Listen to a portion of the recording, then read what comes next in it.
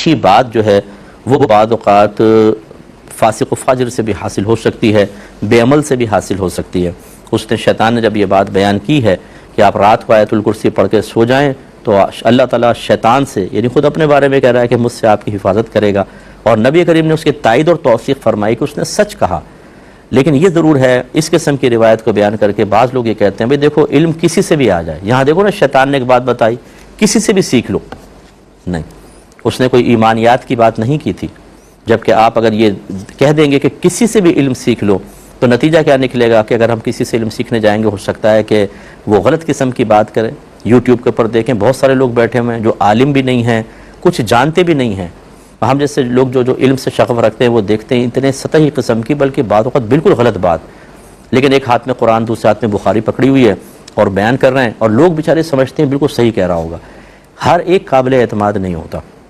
میں اپنے دیکھنے والوں سے تو گزارش کرتا ہوں کیو ٹی وی کو ذرا دیکھا کریں، اور اس پہ جو علماء آتے ہیں چونکہ ہم جو کچھ بات کرتے ہیں یہ کوشش کرتے ہیں حتی الامکان اچھی بات بیان کریں، صحیح بات بیان کریں، قرآن و حدیث کے موافق بیان کریں، اور اس کے علاوہ پھر ہمارا پورا ایک عملہ ہے کہ اگر کوئی بیان ریکارڈ ہوتا ہے تو اس کو ایک دفعہ چیک کر لیا جاتا ہے کہ یہ خلاف شرع تو نہیں ہے، کوئی مسٹیک تو نہیں ہوگی کلام کرنے کے اندر، پھر وہ آن ایئر ہوتا ہے۔ لائیو پروگرامز کا نہیں کہہ رہا ہوں، جتنے ریکارڈڈ ہوتے ہیں تقریباً وہ چیک کیے جاتے ہیں اور پھر آپ تک آتے ہیں، یعنی یہاں سے جو مواد آپ کے پاس آئے گا وہ کافی قابل اعتماد ہوگا۔ لیکن بات وہی ہے کہ ہم جی یوٹیوب پہ ہر ایک کو سنو، ہر ایک کی سنو کون کیا کہہ رہا ہے، پھر تم فیصلہ کرو۔ بھائی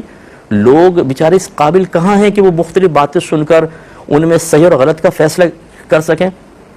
لوگوں کے پاس بیسک علم نہیں ہے دین کا، آپ ان کو مکلف بنا رہے ہیں۔ یہ بالکل ایسا ہے جیسے کسی نے میڈیکل بالکل نہ پڑھی اس کو بٹھا دیں اور 4 ڈاکٹرز کو کہیں کہ آپ اپنی تحقیقات بیان کریں اور اس آدمی سے کہ غور کرو کون صحیح کہہ رہا ہے، سب کی سنو اور غور کر کے فیصلہ کرو۔ یہ کیسے کرے گا؟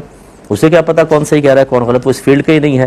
اسی طرح صرف مسلمان ہو جانے سے یہ کہاں ثابت ہوا کہ آپ عقیدہ بھی سارا جانتے ہیں، فقہ بھی سارا جانتے ہیں، تفسیر بھی آپ جانتے ہیں، حدیثوں کی شرح بھی جانتے ہیں۔ اب سامنے والا بیان کر رہا ہے اور آپ فیصلہ کر سکتے ہیں کون صحیح کون غلط؟